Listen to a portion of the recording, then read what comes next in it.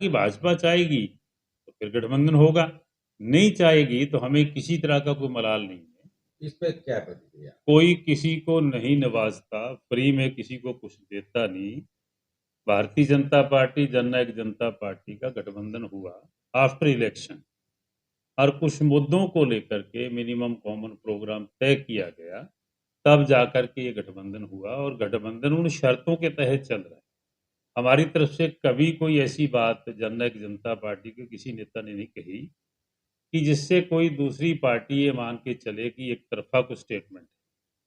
तो पिछले दिनों जो माननीय भाजपा के प्रभारी हैं, उनका जो स्टेटमेंट आया कि मेरी दीदी यहाँ से चुनाव जीतेगी या उसको आप जिता करके भेजोगे।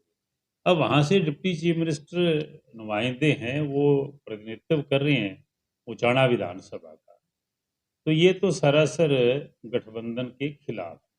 वो अलग बात है, कल को उन्होंने गठबंधन ना रखना हो, अलग से लड़ना हो तो 4 दीदियाँ भी वहाँ से लड़ लें, हमें क्या दिक्कत है?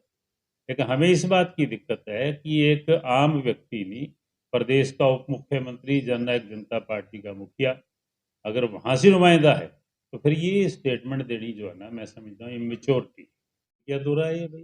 किसी भी पार्टी का जब दोबारा से चुनाव होता है, उ उस सीट पे जो व्यक्ति विनिंग पोज़ीशन में है, सिटिंग एमएलए या एमपी है, उसको प्रायोरिटी दी जाती है और वो तो पार्टी के मुखिया हैं।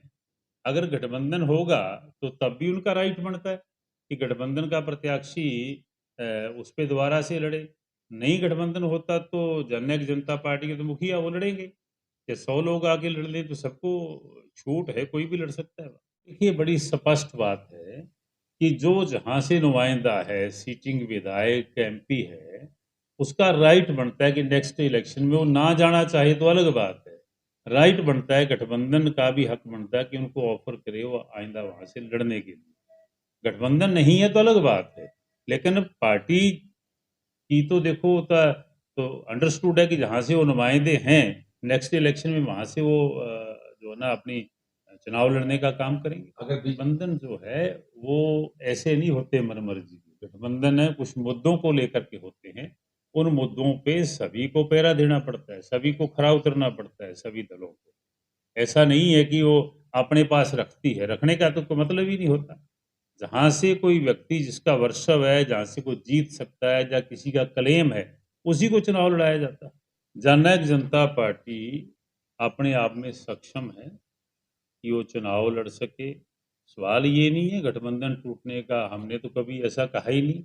हम तो हमेशा ये कहते हैं कि चौधरी देवीलाल जी से लेकर के डॉक्टर मंगल सेन से लेकर के इन दोनों दलों का आपस में साझेदारी कई बार रही है। वो अलग बात है, कभी हम बड़े पार्टनर थे, आज वो बड़े पार्टनर हैं। हमने टूटने की बात कभी नहीं कही। हमने तो ये कहा कि भाजपा चाहेगी तो फिर गठबंधन होगा, नहीं चाहेगी तो हमें किसी तरह का कोई मलाल नहीं है।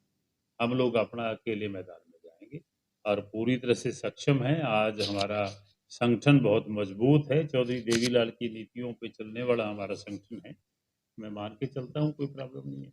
देखो इनेलो तो अपनी जेब मिटाने के लिए कुछ भी कह सकती है। इनेलो आज 2% मात्र मतों पे रह गई, तो मेरे ख्याल उसका तो कोई अधिकार ही नहीं है ऐसी स्टेटमेंट देने का। उसका अधिकार तो जनता ने खोस लिया, वापस ले लिया, विथड्रॉ कर लिया। 20 विधायक चौधरी अभय सिंह चौटाला के साथ थे, आज वो सिंगल हैं।